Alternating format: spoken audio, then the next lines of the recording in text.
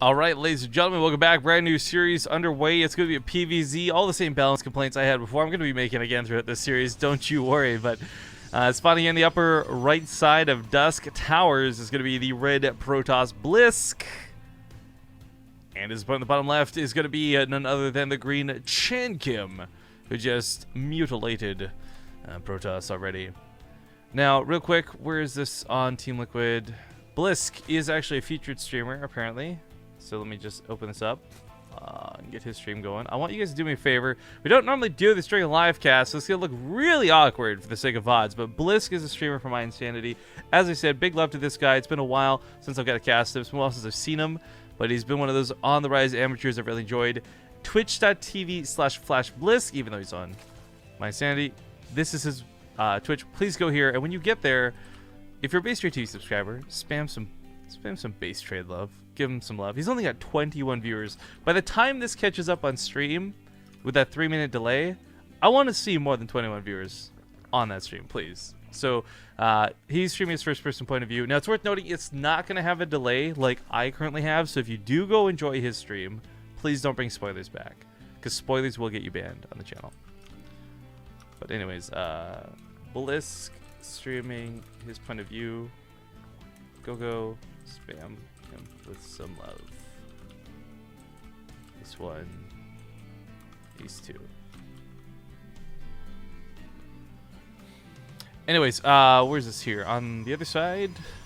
Yeah, okay. Sorry, I was so busy in Twitch chat. It's like, oh yeah, that's right, I gotta cast the game. That's what we're here for. But anyways, BlysK does actually have a pretty safe opening. The wall at the front only is really acceptable on a map like Dusk Towers.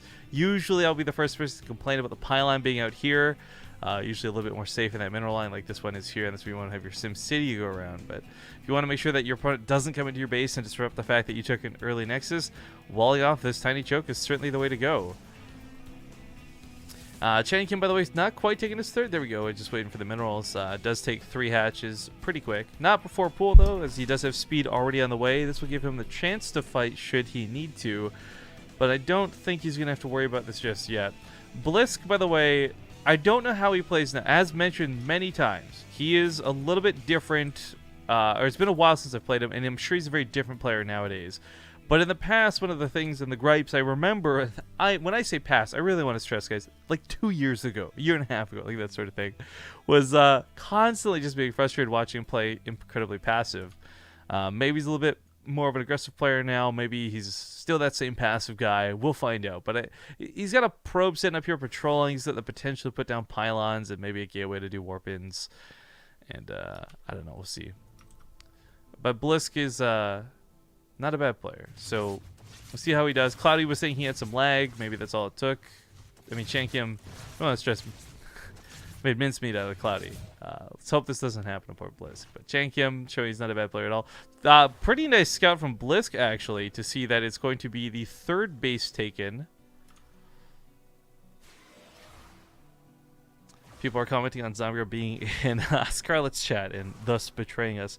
So I don't think that's the case, guys. It's worth noting that you can be on your phone on a mobile device and be on Twitch chats without having to be in BaseTradeTVs, believe it or not.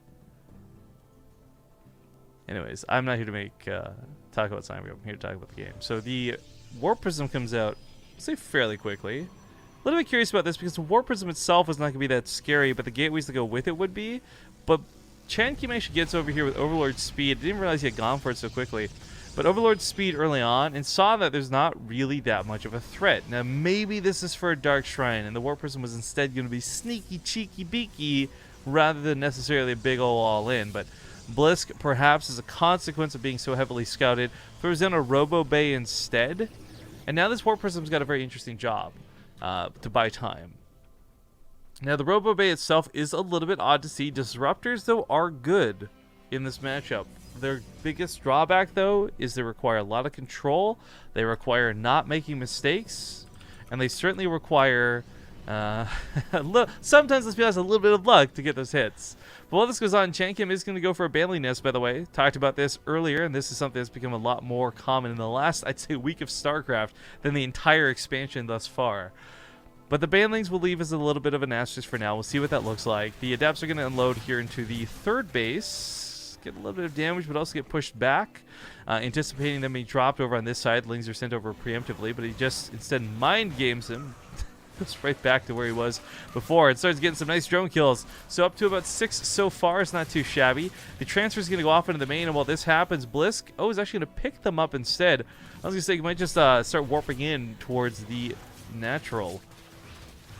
But he sees the Hydra Den, most importantly, he sees the Baneling Nest, and even more importantly than that, he sees the Baneling Nest wiggling and jiggling. So I think he knows Baneling Speed's on the way, and that there's an actual investment here. Now, does this prompt BlysK to know how to deal with it? On one hand, a Disruptor is like the big Baneling brother. Like, it's the bigger, badder, asser version of a Baneling, okay? And a Disruptor is going to get more damage on those Banelings than the Banelings will ever get on it. But it's actually Colossus? Wait. Hold the phone. What? Alright, so I was going to say, first and foremost, above anything else currently going on, I'm hoping that BlysK recognizes he's going to need some sentries. I cannot begin to stress how much of a joke Puck made Hydra look, of all people, Hydra, by simply having sentries and denying that build. Alright? So he knows there's Banelings, he knows there's Hydras. BlysK should know the situation. I don't know if he knows how to react to it. But what I find really intriguing about the Colossus is while the damage was heavily nerfed on these things, and he's going 2 at a time, they still have a lot of area of effect damage, and they still have a lot of range. So again, the direct damage of these Colossus is not that strong. It got nerfed by like 20% going to Legacy of the Void. That never got changed. But the fact is, they're going to have Thermal Lance. That might be the range to hit Banelings, but they have a chance to get to the army. They got Splash damage, so a chance to kill all the Banelings. And I guess a lot of health, so they can just kind of sit back and live for a while. But make no mistake, I don't know that I agree with this choice, simply because I've never seen it before. But it could be cool. It could be the best thing since sliced bread. I don't know. We'll find out soon. Lots of Banelings going to get made outside of by chankim, outside of BlysK's base. BlysK, of course, has no vision on this. Worse yet, as we look around, I do wonder how he's going to fill these gaps. On the left side, it's fairly obvious. There's a bit of a choke left almost intentionally. He wants units to funnel through, or just an easy way to force field this off. Cool.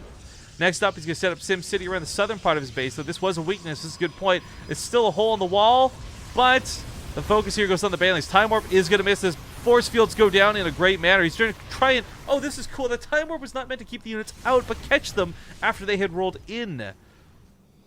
Now, the Observer gets sniped off. The Colossus, with their range, are going to be able to just pick off Banelings from very far away, but there's still a lot of Banelings coming in. Hydra's getting top of the Colossus right away. Oh, the first Colossus goes down. Most of the Banelings are removed from the equation now, and suddenly this becomes a much better defense as chankim dedicates way too deep. He loses a lot of the Hydras and has to fall back. I was going to mention, though, that it's like the second that BlysK removed the Banelings from the equation, he could start investing in charge lots all over again. And charge zealots are so good at killing Hydras, especially since they... Again, I have to stress this out. People, man, they just don't even realize charge lots, the actual charge, it does damage now. Not just a speed boost to get to your opponent, but it actually does damage. The Adepts aren't going to kill too much over here. They do scout the Lurker timing, though. Is that layer, the Lurker Den still not finished? But again, the investment in continued Colossus is kind of cute and kind of cool to see. I do think having 2 to 3, we've talked about this so many times, I feel that a maxed out Protoss army is not bad to have, just if for no other reason, the splash damage combined with the range alone. Unlike Storms, you don't have to like wait a minute before you can use it again. But I was going to say, this is kind of cool out of BlysK, but what he's doing is a little bit scary to a transition. So there's Stalkers in play. Blink's coming out a little bit late, but it's still coming out. It's finished now. But there's less emphasis on the weapon upgrades. And I think when you're going Colossus and you're going Stalkers, these are units that really, really, really heavily benefit from weapon upgrades. But looks like BlysK wants to go in the attack. Now he's going to try and maybe take a fight around this choke. This could be fantastic. You put a couple force fields in, you cut the army in half, you trap half in with you, and you take that fight. Other side of the map, we do have a bit of attempt at a run by, but between photon overcharges and these cannons, they will hold pretty fine. Lurkers, of course, still going to be the kings when it comes to range, sitting here on, I think, like 9 Colossus. Actually, I think match that. Yeah, 9 with extended thermal lance. But they certainly don't have the damage that Lurkers do. Lurkers going to be hitting Colossus for like 33 a shot or something like that. The drone line does get eradicated, but the drone line and drones and minor harass like this is not really... it's not actually about the workers right now for either player. BlysK has 73 probes. He can stand to lose some. chankim sitting on 68, kind of in that same situation. As these mains are starting to mine out soon, the natural base is going to be completely mined out soon. You're going to have a lot of probes to actually just send around. Chancellor.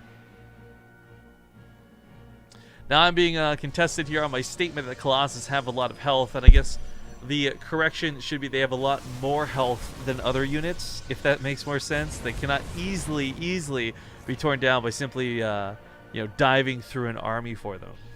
Something like a Disruptor is a little bit more vulnerable because you can just, for example, stutter step the Hydras directly forward instead of splitting and try and focus them down. You can't really do the same thing with a Colossus. Well, correction, you can, but you'll have a worse time for it. Overcharge not going to hold over here in the natural. 4th base under attack. These Lings from chankim, not really any upgrades whatsoever, are going to tear down what looks like 2 Nexus. At least 1. Kills all the probes. BlysK now in a very awkward spot. He doesn't have a Mothership Core. There's no recall. It's kind of entered base trade territory, and he just lost the Warp Prism in the middle of the map. Right now, struggling to deal with multi-pronged aggression. And it looks like chankim's finally found a small chink in his opponent's armor, as there's just no way for him to deal with this. And on top of this, the Muta swap is going to be even worse. The Lings got by everything, but so did the Mutas. Now getting into the main, they're going to focus down on that Templar Archives. Worst thing he's going to want to deal with is going to be Archons. It's worth noting that chankim could just throw bodies into the current Stalker account and never have to engage with the Mutas. And if there's no Stalkers, there's no anti-air, and the Mutas will clean up the Colossus afterwards. But segmenting what almost feels like too few Stalkers off. Mothership Core gets focused. She doesn't quite go down. The Mutas are actually in a bit of trouble, but while this goes on in the middle of the map, BlysK still has the army just so undecisively deciding, like, do I attack? Do I come back? What do I do? He is going to finally decide to go for the attack. Looks like he might just hold and finally clean up with what he has. Nope, take that back. It's just the Hydras. It's just the Hydras. This 4th base from chankim does go down, but he did take a 5th. Not saturated, not mining, so not that useful right now. BlysK, of course, now has to make the choice of pushing into that natural or not. We have actually entered base trade territory, guys. So Ace 1, Ace 2 in chat if you got it. Question is, though, can BlysK even hold? He's not doing too badly at home for now, and he is certainly going to win the DPS race when it comes to sending a army like Immortals and Colossus onto a base, but back at home, he's under a lot of attack. He's under a lot of stress. Stalkers and just Stalkers and more Stalkers warping in. That's all he really can do. Mothership Core goes down. He's trying to fight off these Mutas, bleeding them out 1 or 2 at a time. The Hydras are really not that high of a priority, so I like that he's not actually targeting them down. But looks like, oh no! Well, this went on. He walked up the ramp into Lurkers. And that's game. That's fucking game. He's got no means to keep attacking. He lost so much while this went on. The Mutas aren't even properly dealt with. They bait the Stalkers out of position so he can go back and kill more probes. Even though there's a cannon here defending, those probes are oh so precious to BlysK right now. Oh, I can't believe that. First off, I'm sorry for not looking at that, guys, because we had so much going on inside BlysK's 3rd base, but walking into Lurkers. How many kills do these guys have? 7. Oh my god. 4, 5, 4. That was BlysK's entire army walking into that. Now, I guess the awkward thing for chankim is, while he does have a better standing army, and in my opinion, a better chance to win this game with what he currently has, both players are SOL when it comes to money and income. Chankim's struggling a long-distance mine. He can't even really do that. He doesn't have the money to plant antenna hatchery. He tried to take a sneaky one up here in the top left, but that got found out and killed. The Muta's still dancing around with what they can. I'll take back what I said before. BlysK might still actually be in this game, only based on the fact that he's still mining a little bit more concretely than chankim, who has 55 workers, but they're all kind of useless right now. So look at that income graph, or I guess not graph, excuse me, the income rates. It's actually the same. While this goes on, Muta's still trying to get around the map, trying to circumvent the defenses, but it's not quite happening. Overcharges do get popped off. BlysK is somehow, some way still in this game. chankim tries to take another sneaky base here in the bottom right. We'll see if this gets caught or not, because BlysK has been pretty diligent about scouting up until this. But as he pushes forward, once more, he does have to worry about the Lurkers. He's got 3 observers with his army, but he doesn't really have an army that, in my opinion, is good enough to take them on. We'll see what ends up being the case or not. Shout out to I Am Rookie for the 2-month resub while this goes on. Thank you so much for coming back to the channel for another month. Dark Shrine starts up for BlysK. Not a bad choice, considering I guess there's not that much detection. Lurkers were not ready for this. I think he was trying to bait him in with some hold fire position, but the Observer scouted that right away. So the Muta's going to pounce. He will pick off these Stalkers. BlysK now loses what is all of his army. That throw, LOL. Good game, well played. Throwing is the right word, I think, for that. I'm going to rest my voice for a moment, guys. We'll get into game number 2. A small ad break, and I'll see you soon. Alright, folks, we're back. And, combination of things happened between games that are definitely worth discussing. Number 1, BlysK. It's kind of funny if you're watching a stream, like I suggested earlier, his emotions of just like he knew what a dumb move he made, so he couldn't help but laugh at it, just kind of going like, what the fuck, like, so he knew the mistake he made that game. Hopefully we won't see the same mistake, but between games, during that lobby, both players discussing BlysK's choice to go Colossus. And that's something I'd really like to talk more of. So, spawning here in the bottom right side of Frozen Temple, we've got the red Protoss BlysK. Meanwhile, in the top left, his opponent found some good luck with lurkers that last game. It is, of course, the green Zerg chankim. Now, people are asking what was typed at the end of the game. There was no BM there whatsoever. These guys know each other. There was just some friendly banter, and what BlysK had typed at the end of the game was like, what a throw, or something like that, and tapped out. So he knew exactly the mistakes that had been made. But at any rate, when it comes to what they were talking about beforehand, it was a little bit of compliments for chankim, actually saying, nice moves, BlysK, Colossus were surprising. By the way, I'm paraphrasing. They said it in much more like one word at a time sentences. But BlysK saying like, yeah, it's just too bad I made that huge mistake. So I think chankim knew the strength of what was coming his way. And he was like legitimately worried about dealing with the Colossus. So it was, I don't think, a bad game for chankim, even if BlysK hadn't made such a mistake. But the reality is BlysK did. He done goofed.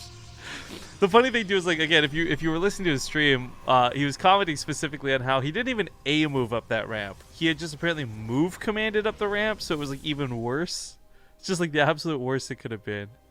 So he'll certainly, I think, be on guard this game. But the lucky thing about Frozen Temple, which is both good and bad for Protoss players, the chokes here are a little bit wider, and outside of that main ramp, there's actually nowhere you're really going to get choked in. Even here, it's pretty wide, so you're not going to have to worry about your whole army single filing into lurkers twice in one day, hopefully.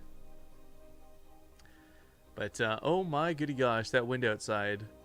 So just going to preface this really quick. It's kind of important, guys, as I've had power outages a lot recently. It actually made me invest in a spare battery, which is cool. This thing actually, so I had a power outage a little while ago, and I was able to still play Overwatch for an hour, not realizing the power had gone out, because it keeps the internet running and it keeps the computer running. So my fingers are crossed, you know, hopefully and ideally, if that's the case, we'll be able to finish up whatever cast we're in, and I'll be able to tell you guys, hey, my power's out, gotta go buy.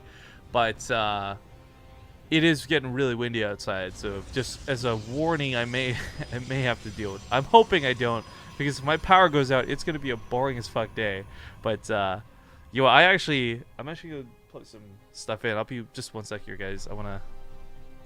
Oh shit, we gotta attack him. Okay, after this game, I gotta go like plug things into chargers.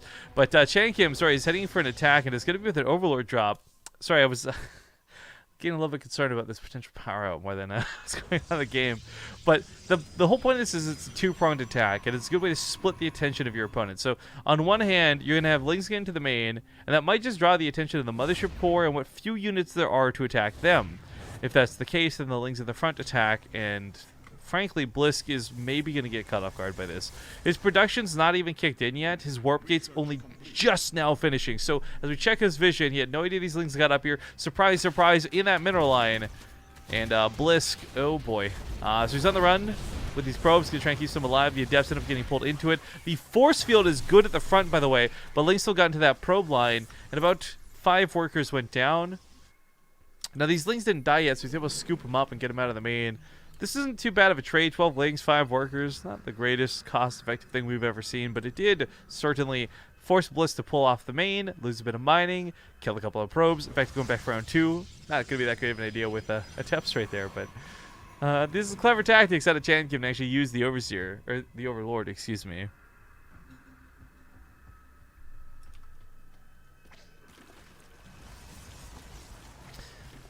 Been awkward to unload once again. I thought maybe we'd see Banelings just save those, keep them alive, come back for Baneling drops a little bit later on. Adepts do warp in slowly, but they do warp in on the other side of the map, so BlysK actually manages to catch chankim a little bit off guard, but that new round of Lings is already here, so they're going to go for this round. That Queen, oh, not being focused down, and means she's going to live. Nope, okay, cancels the transfer, by the way, as chankim did run off to try and catch that. In doing so, gave the Adepts a bit of breathing room, and most importantly, the ability to just kind of reload and attack once again. But slow warp-ins mean that this is going to be a tough way to reinforce. But in the process, BlysK splits his units and splits his opponent's attention. So chankim now is the one who's on a bit of the back burner. He loses some workers, loses the Queen, loses a lot of Zerglings. No, pardon me, no drones have died yet. I just assumed. My mistake. I guess chankim did successfully pull them all off this third and take them to safety. So, you know, Resonating Glaives was researched for specifically this attack. BlysK is somehow making this work with slow warp-ins. I mean, it really wouldn't cost that much more to put a gateway next to this to get instant warp-ins, but instant warp-ins be damned, he's still making this happen. Now, this Baneling's coming in, and he's about to lose a lot of the Adepts if he doesn't split. Do you have your Inner Terran activated, BlysK? Nope. So Baneling's popping off, kind of act like a bit of an EMP, just strip all the shields away from all the Adepts. Ling's going to get surrounds. They're going to be able to clean up and kill most of the Adepts. Several do transfer away. Drone's still in a bit of danger, maybe, but there's more Banelings coming in, and BlysK's only warping in 3 units at a time. What I do find most intriguing about this, though, is the potential Dark Templar on deck as the Dark Shrine finishes up here in just a second. And slow warp-ins of Adepts have been frustrating to deal with, and not at all made chankim scout nor think about what's coming up for round 2. There is a layer so he can get Overseers if necessary, but these DTs may just catch chankim off guard. Now, this is the strangest way I've seen people go about this. Slow warp-ins I've never, ever seen intentionally utilized, but BlysK got good use out of this pylon. Now, the DT gets recognized immediately, and 3 Overseers start morphing in. Drones are pulled away, but also drones are transferred over here, so this gets a little bit awkward as some more do go down. Total of 9 workers so far. Not bad, but we talked about before, referring to the potential scoreboard that would be StarCraft 2, the Resources Lost tab, really reflecting that damage that BlysK was able to get done. But this doesn't always represent the entirety of this game, and BlysK doesn't have a lot of defense right now. The Adepts may not actually be able to defend this third, or the natural, depending on where the overcharges and defenses go down. Sees the overcharges here at that third, tries to hold position for some probe kills. Not quite going to be able to grab as many as I think he was hoping he would, and actually I thought this would get a lot more damage done. But chankim, unfortunately, is forced to disengage and just walk back with those Lings. +1 melee is done. It's worth noting there's a dynamic to this game a lot of people don't know about, though, because it doesn't happen too often. But +2 melee weapon upgrades means you no longer need 2 Banelings to kill probes that have no armor. In fact, you only need +1. So if chankim, for whatever reasons, considering maybe doing some drops later on, that's a very important aspect to consider. It's a really low cost investment for what is a lot of kills.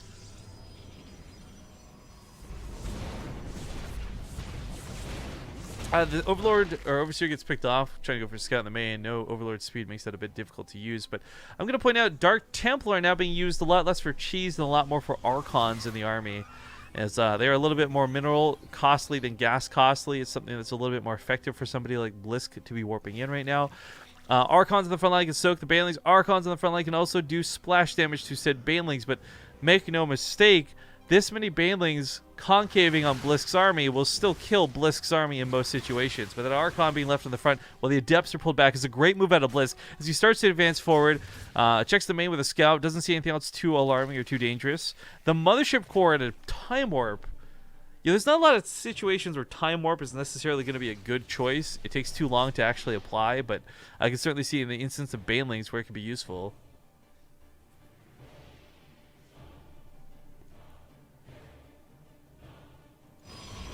Meanwhile, BlysK actually gets away with a 4th, so I think he kind of realized his army was a bit small. And the Overlord speed finishes up in just a moment. So does +2 weapons, and he's actually moving on to Hive Tech already. Interesting. That is a rather large amount of Lings that are just going to walk away from the Archons. Banelings are going to look to roll in, though. So, oh, he's baiting in the north. I'm not even going to look up there because everything here is in the south, and this is where the Banelings will start rolling in. Oh, he's going to realize at the last second, start pulling them away. Cannon gets blown up. Baneling decides to walk in. He's got +2 weapon upgrades. Can he touch the probes? And it's good. Not great, but it's good. I was going to hope to run through this, but his ult's left on the door. So chankim really trying to take advantage of distracting BlysK on one side and attacking on the other. Great moves if he could make it happen, but unfortunately not really what's happening so far. No more banlings being made either. He's starting to move into that Spire, so I think it's mostly for the Greater Spire. This comes down a little bit late after the Hive's already done. So +3 melee upgrades, Ultraless Cavern on the way. What's kind of interesting about the Ultra dynamic is there really aren't that many Immortals in play. And Ultras are normally a terrible unit to go for Spiritus, but oh dear, oh me, oh my. In the south, not defending this base. There's only 2 Photon Overcharges available. The amount of Lings down here are quite numerous, so this base is likely going to go down. +2 weapons helping chip through this. No Adrenal Glands or anything like that. Front gates under attack too, and chankim using just what is strictly Zergling. He's trying to attempt at what looks to be a bit of a base trade. I got to tell you though, folks, this doesn't look like that's going to go well for a Zerg if this is going to be the case. He's breaking down walls, he's killing a Nexus, but he's got nothing to defend on the other side of the field. In fact, BlysK is going to go for double Stargates in the main and look to transfer into what is likely going to be a Void Ray or an Oracle or two, but that's going to be a bit risque as there's still Lings as chipping around the base. And to go back to the point of the Ultralisks for a moment, not only are you normally scared of these units... Oh, hold the phone! That's a lot of Banelings! Didn't realize so many got made! Banks these up, splashes them on the army. It's not going to be enough, though. GG gets called, and BlysK will take game number 2.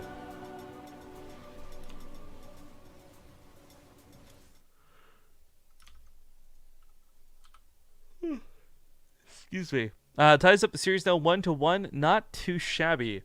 Armani and Sleep currently playing a ZVZ on the round of 8. Demi Love playing against Big Boy for a ZVT. And bottom half of the bracket could still end up being Zerg. We'll see as we get closer to it. We do have a few more people tuning in, though, so I would like to ask for your help, guys, on behalf of ASL. And make sure to type !Matcherino and use that code to generate $1 that you won't have to pay, that Matcherino will pay on your behalf. Waiting to find out what the last map is, though, and I'm debating. We're like close enough to the end of the tournament. I don't want to use an energy drink because I think I'd rather just nap once the tournament's done. I didn't get enough sleep. But at the same time, just sipping on water is going to make the end of the tournament difficult. So wish me luck, boys. Let's get into Prion Terrace's gold base for the last map. Well done out of BlysK in that last game, for certain. Alright, folks, welcome back. I also forgot, I was going to bring this up earlier, but this is the cast we're doing today, which is great and fun and 2 thumbs up and all that good stuff. BaseTradeTV hype, but just quickly reminding everybody, later tonight, I will be back with Zombie Grub. However, it won't be here on BaseTradeTV. It'll be on the CSL channel, so... If you guys are looking for some Zombie Grub action, we'll be casting over there tonight. Then, of course, back here on BaseTradeTV tomorrow morning. So, still got quite a bit of casting to do today, which is, again, the emphasis on considering that sweet, sweet nap. Anyways, it's game number 3. It's tied up 1-1. Winner of this goes on to the semifinals. Quick reminder that top 2 players qualify through. So, technically, the winner of this goes on to the finals, because that'll be the qualifying match. But spawning here in the bottom right side of the map, we've got the red Protoss. It's BlysK. Scouts early enough to see, by the way, no pool. Coming down too early as his opponent in the top left is going to be the green Zerg player, chankim. Now, it's a map with gold bases. And I think in every way possible, that does benefit Zerg. And they specifically exchanged the gold base here for your natural, because of how problematic it would be for non-Zergs, okay? So there's at least the acknowledgement that there's problems with Zerg in some instances in this matchup, but in this game. But at the end of the day, we have actually seen a couple of players really apply the pressure as Protoss, not as Zerg, doing big Adept all-ins and warp-ins like crazy. And what I really loved about BlysK's game that we just watched had nothing to do with his macro and had everything to do with his choice to be aggressive. You know, slow warp-ins off of a pylon. That's not something you often get to see, because more often than not, everything's dead before they even get a chance to warp in. So I really liked what BlysK did, and we'll see if he can pull off similar tactics, because even though it's a map with gold bases, the same tactics apply. You need less workers to saturate that base, but that makes each worker a little more valuable, as you're going to have less in total. So for somebody like BlysK, doing that same level of worker harass could actually be even more effective here on a map like this. You guys should drink. Okay, so here's the thing. Every time I drink coffee, I've never had coffee in my life. I I have this weird thing. You know, everyone's got that weird. There's one weird quirk or two about them.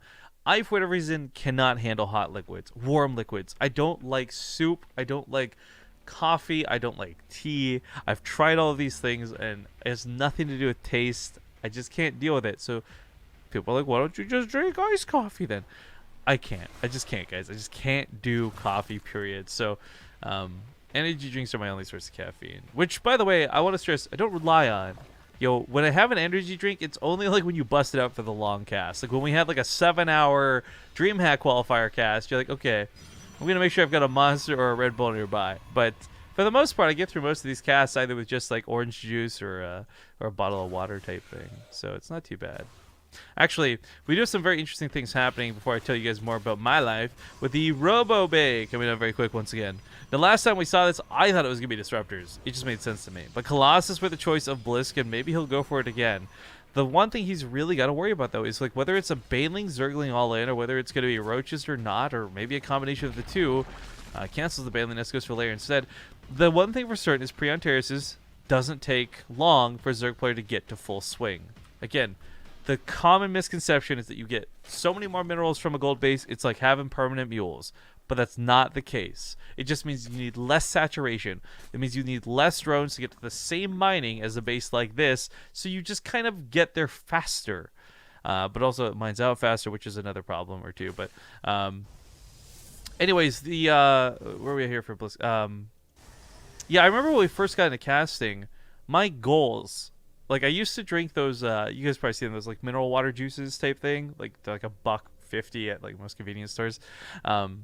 And my goal with casting initially, this really takes me back for like Zotac Cups, where I was casting BlysK back in like 2013 type thing, was I would just hope to make enough money. Like if I could get like a $2 donation on a cast, or if once we got our sub button, if I could make $4 on a cast, so I could split 2 and 2 with me in Zombie Group type thing. Like if we could just pay off energy drinks or juice or whatever, like that was the dream, right? Now like fast forward to today, BaseTradeTV is more of like an unofficial business. We've got things where we're trying to put on tournaments on the regular, and we do have luckily more money than just $2 per cast. But BlysK, man, just casting was giving me all kinds of like weird nostalgia feels. Anyways, as this continues on, we got double Stargates falling out, but what was in fact the Disruptor opening this time. Now the Disruptor is not really getting the job done, and that Warp Prism is already dangerously low. The idea behind a lot of what this does is it's not about sniping off 50 drones with a single hit. You know, it's a gold-based map, so you know drones are going to be stacked up a little bit harder. You know, there's going to be 6 workers on these 3 patches for certain. It's just unfortunate that this is... Oh, it's going to die with the Disruptor inside of it. I was going to say what it's meant to do, though, is really just keep chankim at home. He wants to have the Lings ready on the ground to catch the Disruptor. He wants the Queens chasing around after the Warp Prism. It was something where if he had been able to keep his opponent home with that Warp Prism, it was going to be the most valuable thing he could do. Because, again, it's coming up against gold bases. But interestingly enough for me, chankim didn't use these gold bases to accelerate to an all-in. He used them to accelerate to a 4th base, but also tech a little bit in the background. So it's a weird consequence. We don't have a big Zerg army, but it's still about twice the supply of BlysK. BlysK getting a little bit greedy, might just want to recall out of here. In fact, does go for the recall and just gets those units out safe and sound. I think if he really wanted to get greedy, he could have gone for that base and recalled with about half that army alive, but it wouldn't have been worth it. Not against what chankim has. There's a lot of Lings and a lot of Hydras. Now, lots of pylons on the front line are going to help a little bit, but there's not that many. 2 for overcharges. The worst thing, of course, is cleaning off these Lings. Just once you brush the Lings off, dealing with the Hydras becomes way easier as he adapts the Immortals and the Charge Lots all get to do their damage. Charge actually not done yet, excuse me. Only about a third of the way as it's just now started up with Chrono.